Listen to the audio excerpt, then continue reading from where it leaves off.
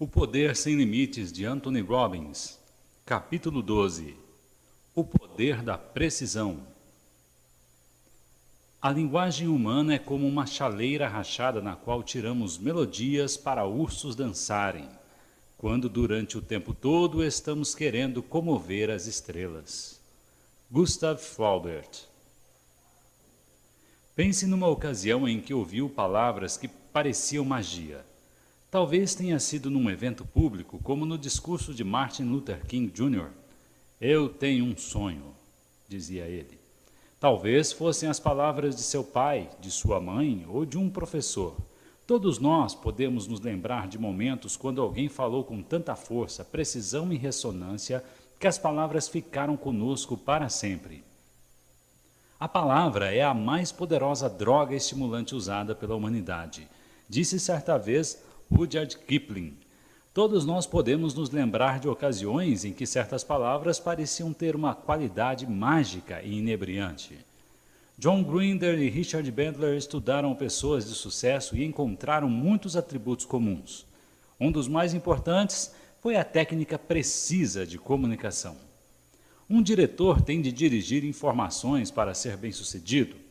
Bandler e Grinder descobriram que a maioria dos diretores de sucesso pareciam ter um talento para chegar rapidamente ao coração da informação e comunicar aos outros o que tinham aprendido.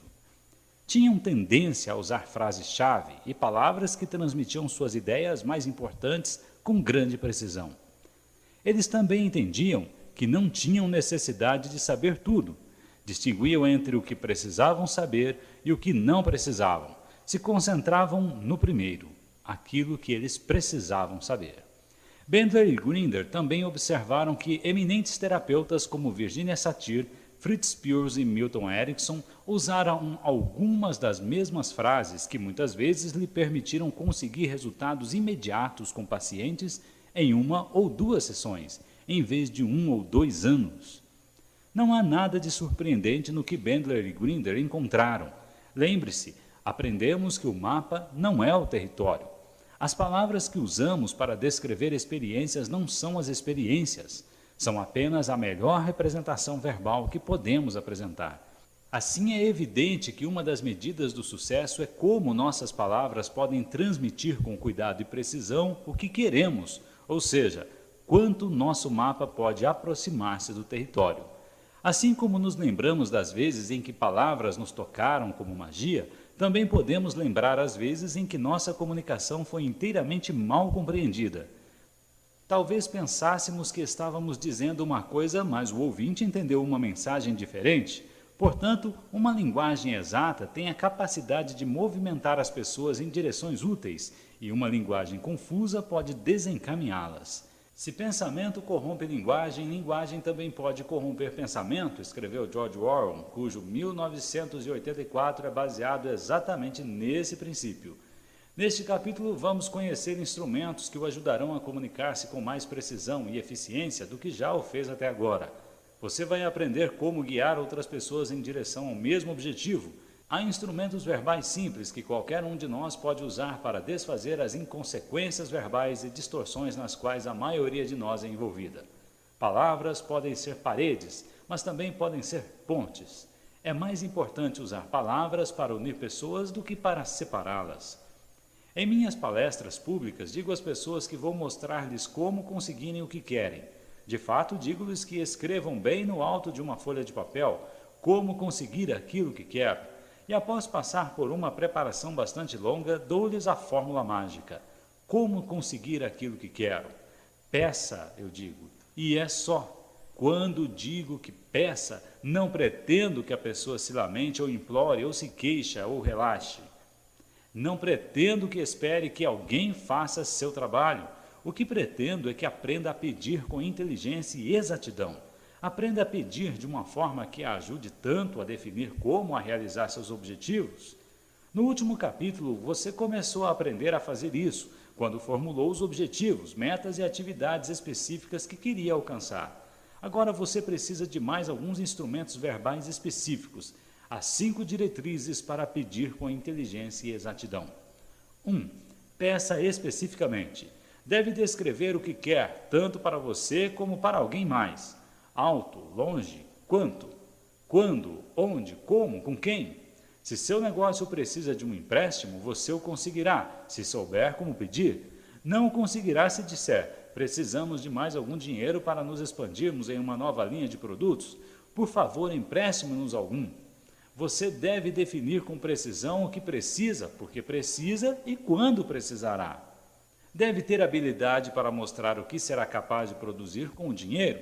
Em nossos seminários sobre colocação de metas, as pessoas sempre dizem que querem mais dinheiro. Eu lhes entrego algumas moedas.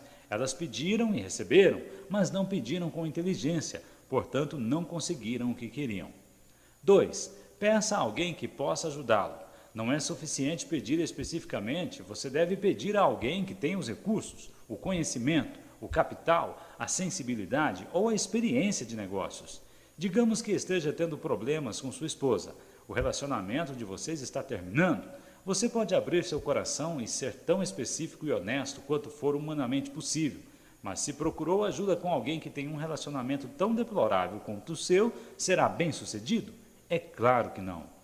Encontrar a pessoa certa para pedir nos traz de volta a importância de aprender como notar o que funciona. Qualquer coisa que você queira, um relacionamento, um emprego melhor, uma opção mais interessante para investir seu dinheiro, é alguma coisa que alguém tem ou alguma coisa que alguém já fez. A questão é encontrar esse alguém e imaginar o que ele fez direito. Muitos de nós tendemos para uma sabedoria de botequim. Encontramos um ouvinte simpático e esperamos que isso se traduza em resultados. Não acontecerá, a menos que a simpatia seja combinada com habilidade e conhecimento. 3. Crie valor para a pessoa a quem está pedindo. Não se limite a pedir e esperar que alguém lhe dê alguma coisa. Primeiro, imagine como isso também ajuda o outro. Se teve uma ideia sobre negócios e precisa de dinheiro para concretizá-la, uma maneira de fazer isso é encontrar alguém que possa ajudar e também ter proveito. Mostre-lhe como sua ideia pode render dinheiro para você e para ela. Criar valor não precisa sempre ser tão tangível. O valor que você cria pode ser só uma sensação, ou uma satisfação íntima, ou uma esperança plausível. Se você viesse a mim e dissesse que precisa de $10.000, provavelmente eu diria. Uma porção de outras pessoas também. Se você dissesse que precisa de dinheiro para fazer uma mudança na vida das pessoas, eu poderia começar a escutar.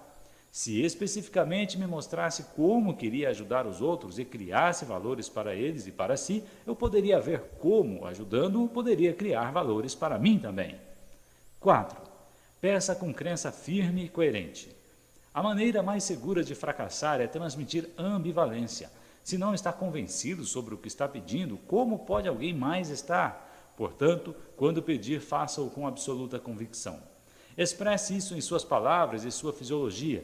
Seja capaz de mostrar que está certo do que quer, de que está certo que será bem-sucedido e está certo que criará valores, não só para si, mas também para a pessoa a quem está pedindo.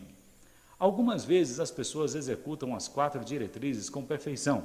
Pedem especificamente, pedem a alguém que pode ajudá-las, criam valores para a pessoa a quem estão pedindo, pedem coerentemente e mesmo depois disso tudo não conseguem o que querem.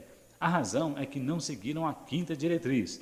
Esta é a 5ª e mais importante parte de pedir com inteligência. 5.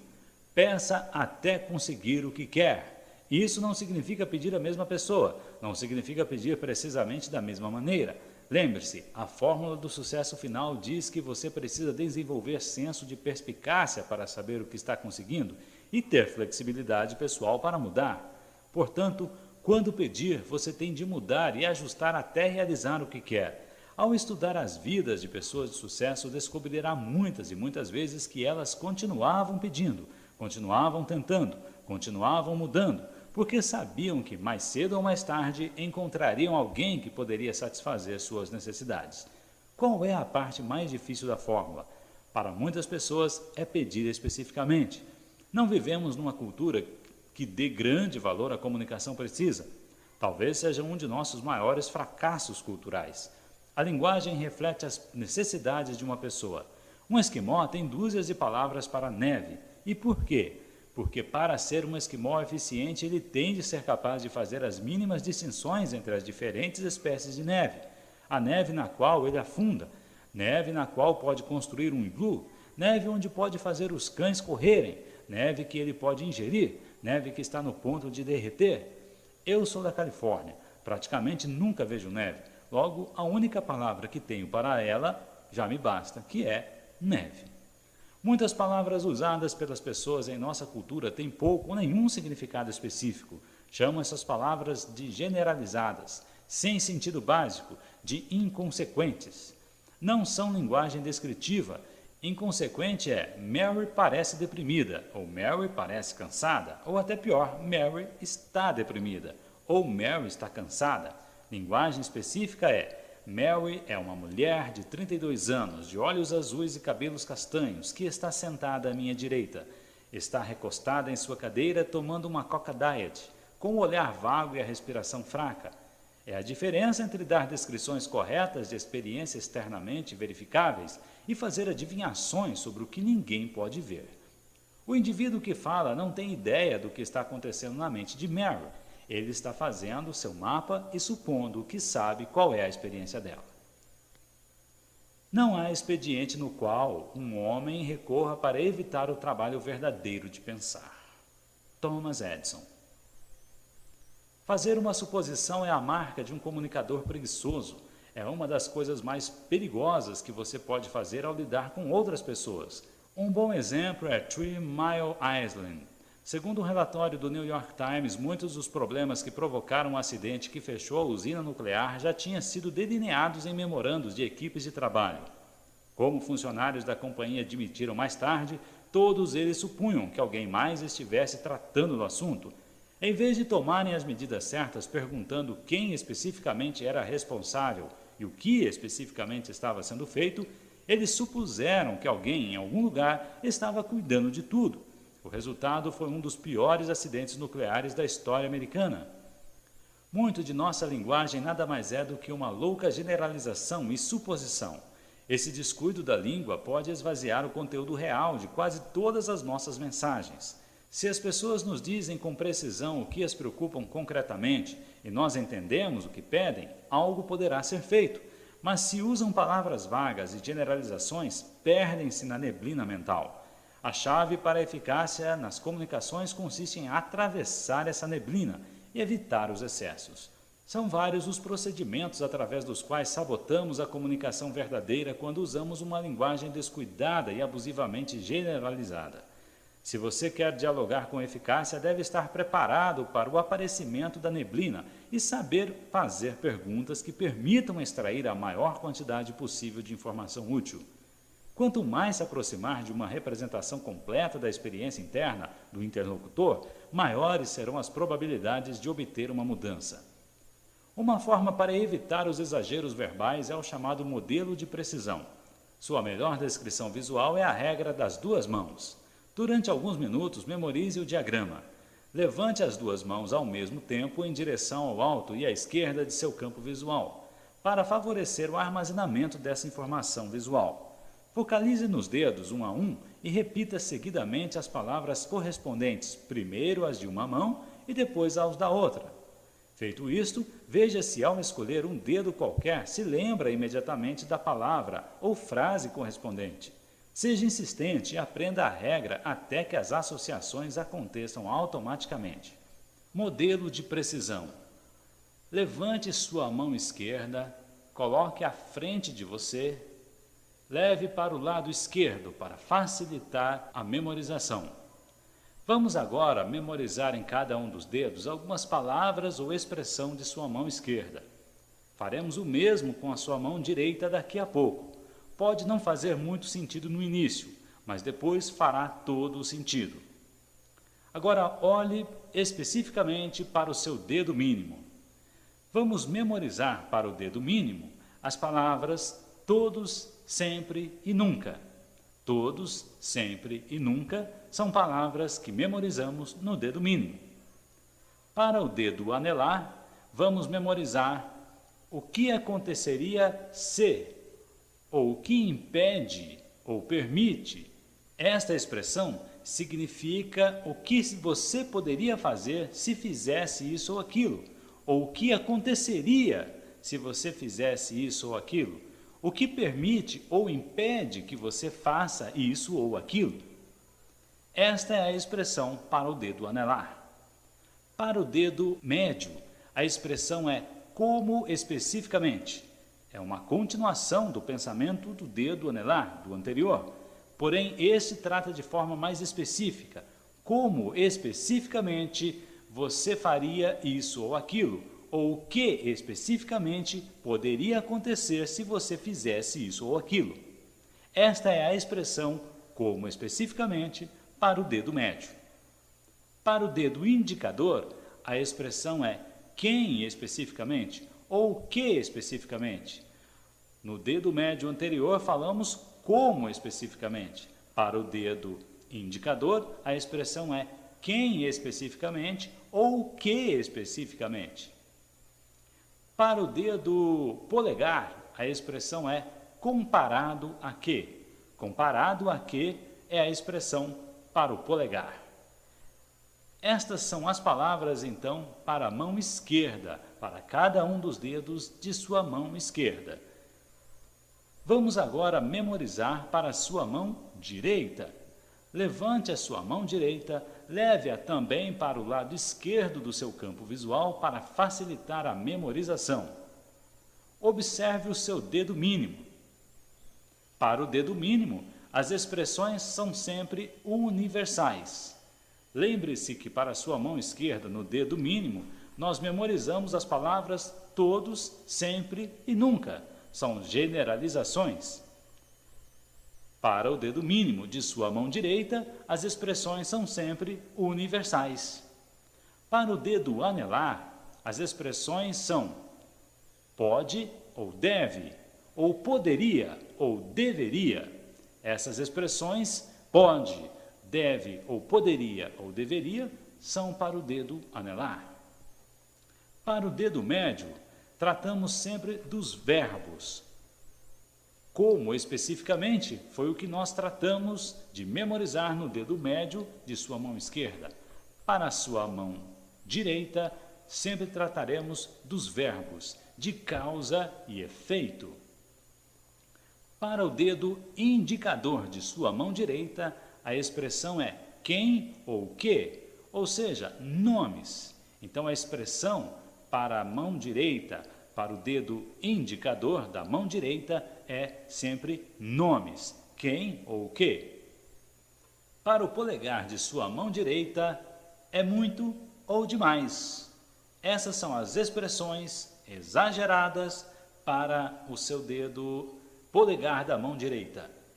Para o polegar da mão direita, as expressões são sempre exageradas, muito, demais. Memorize agora, revisando este áudio, cada expressão para cada dedo. Comecemos com os dedos mínimos. O direito, cuja palavra é universais. O esquerdo, as palavras todos, sempre e nunca. Os juízos universais estão muito bem, sempre quando forem verdadeiros.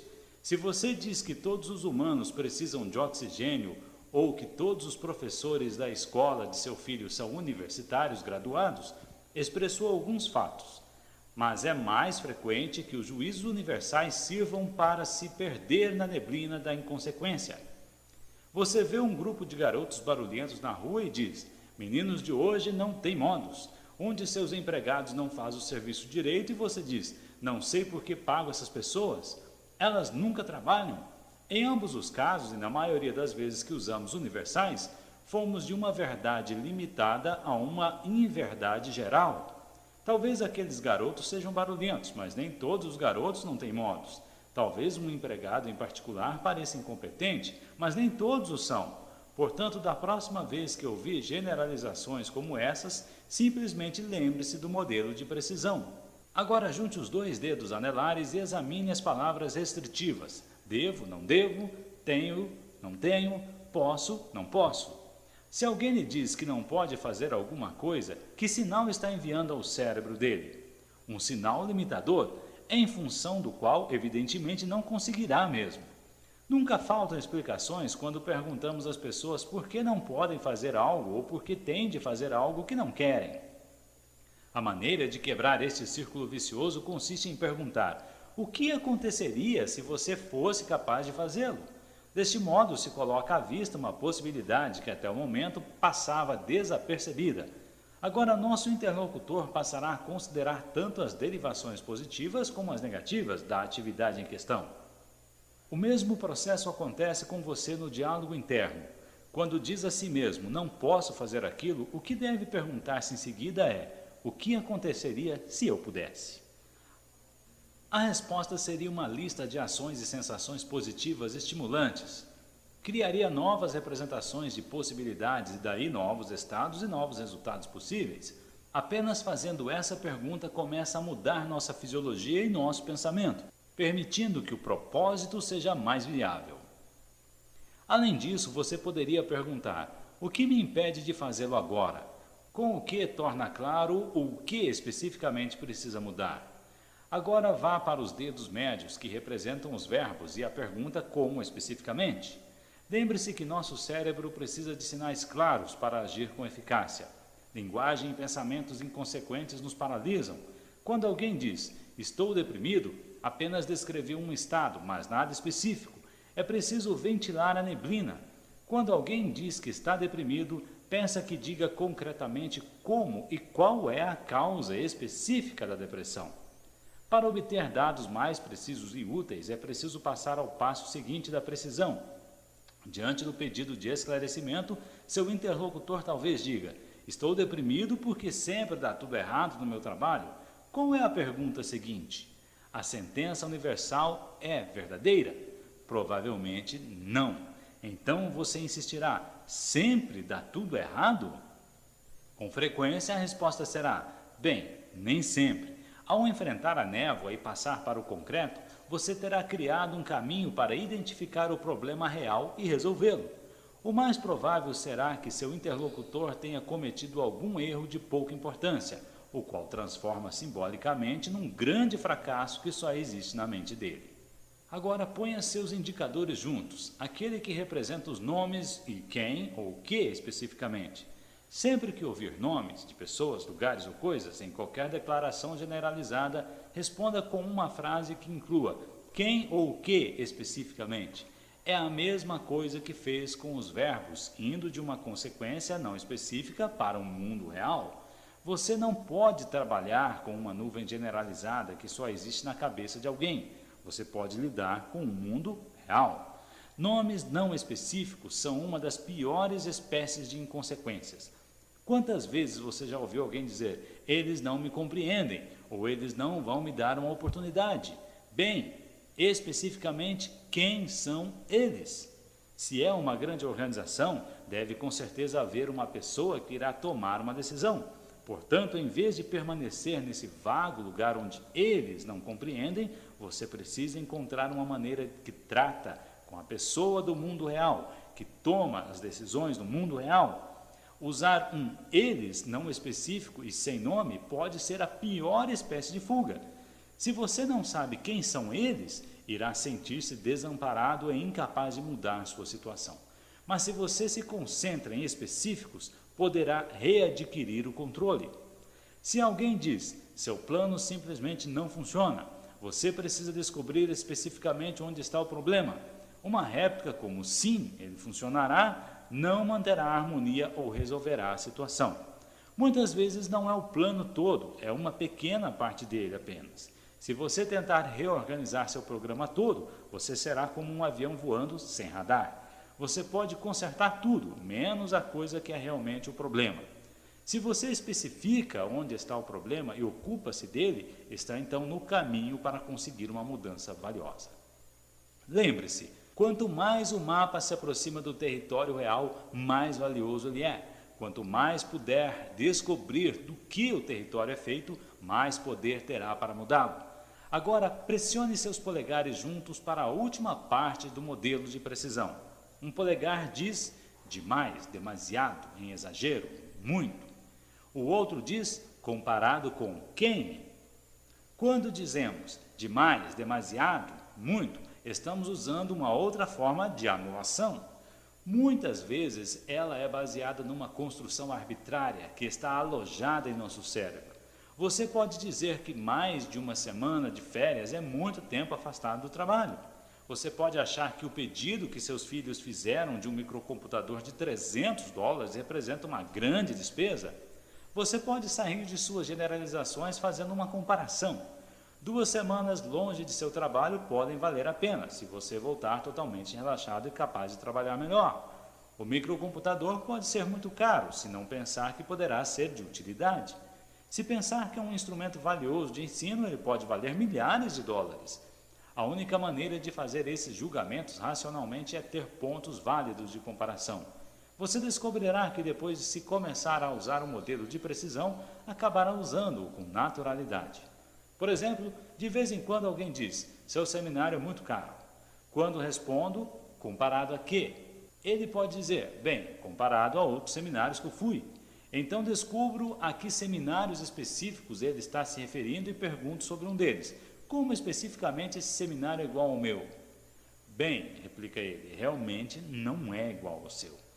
Isso é interessante. O que aconteceria se você sentisse que meu seminário realmente vale o tempo e o dinheiro? Seu modo de respirar muda, a pessoa geralmente sorri. Bem, não sei, suponho que me sentiria bem.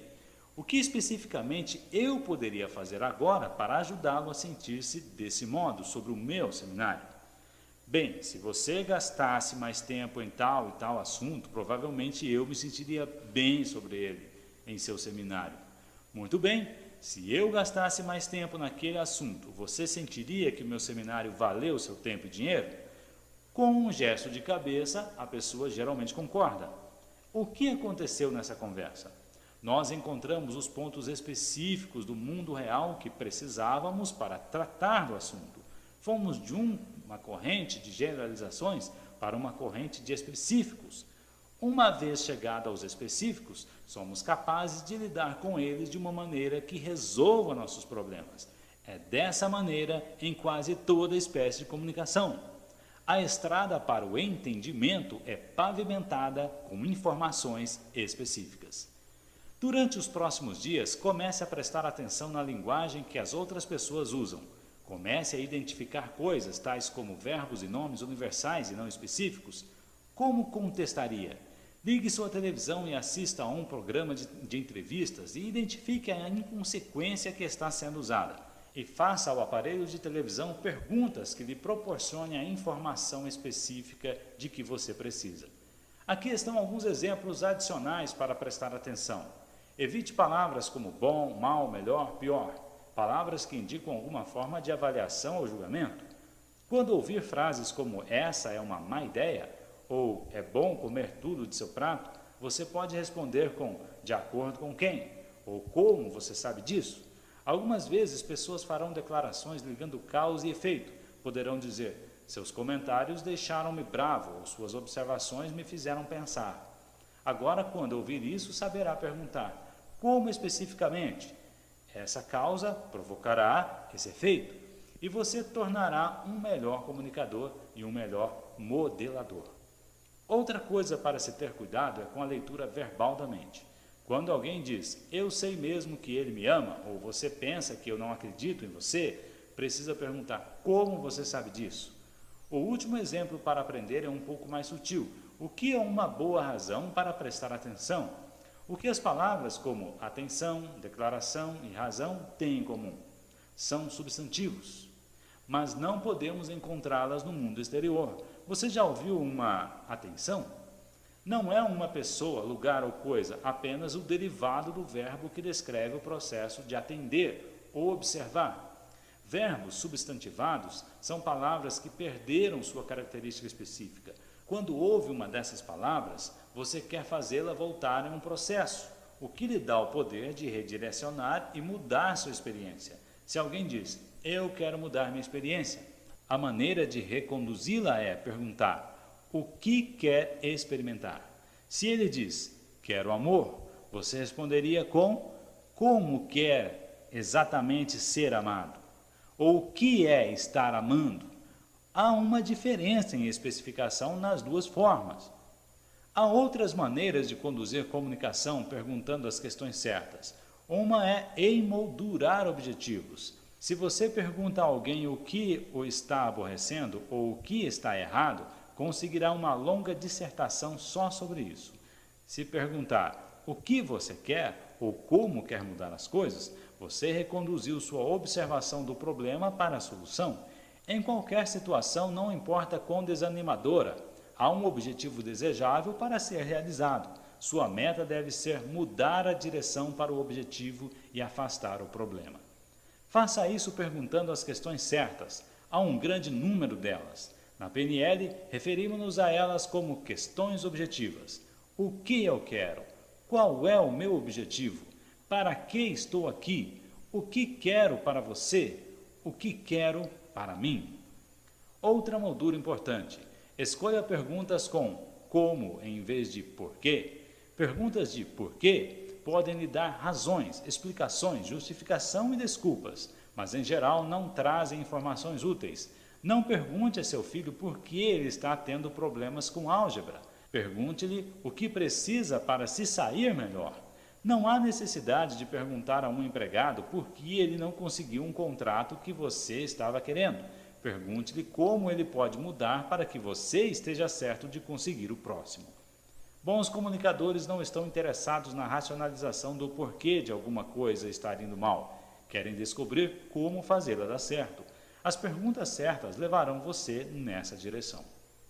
Deixe-me compartilhar com você um ponto final que volta para as crenças habilitadoras que examinamos no capítulo 5, as 7 mentiras do sucesso. Todas as suas comunicações com os outros e consigo mesmo devem originar-se do princípio de que tudo acontece com uma finalidade, e você pode usá-la para servir seus objetivos. Isso significa que suas técnicas de comunicação devem refletir avanços passados e não fracassos. Se você estiver montando um quebra-cabeça e uma peça não encaixar, em geral você não considera isso um fracasso e para de trabalhar no quebra-cabeça. Você considera isso como uma coisa passada e tenta outra peça que parece mais promissora. É vantagem para você usar essa mesma regra geral em sua comunicação. Há uma questão específica ou frase precisa que transformará quase todo o problema em comunicação. Se você conseguir os princípios gerais que consideramos aqui, saberá encontrá-los em cada situação. Comece a aplicar seu modelo de precisão agora. No próximo capítulo, vamos falar sobre a base de toda interação humana bem-sucedida, a cola que mantém as pessoas unidas. Fim do capítulo 12.